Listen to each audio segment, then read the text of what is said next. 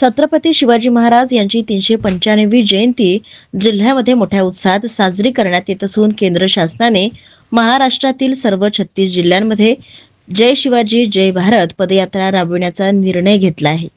जय शिवाजी जय भारत ही पदयात्रा असून यामध्ये औद्योगिक प्रतिष्ठाने, महाविद्यालये, नवउद्योजक, शैक्षणिक संस्था, सांस्कृतिक वारसा जतन करणाऱ्या बाबी यांचे प्रदर्शन करण्यात आले असून विशेष म्हणजे मोठ्या संख्येत शालेय विद्यार्थ्यांनी या पदयात्रेत सहभाग नोंदविला आहे। तर जिल्हाधिकारी यांनी शिवप्रतिमेला माल्यार्पण केले असून हिरवी झेंडे दाखवून पदयात्रेची सुरुवात करण्यात आली।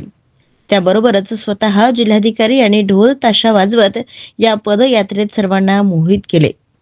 शालेय विद्यार्थ्यांनी केलेले लेझिम नृत्य आकर्षणाचे केंद्रबिंदू ठरले असून सकाळी 9 वाजेपासून सुरुवात झालेली पदयात्रा शिवाजी पुतळा, मनोहर चौक, गोंदिया येथून सुरू झाली असून इंदिरा गांधी स्टेडियम गोंदिया येथे संपन्न झाली।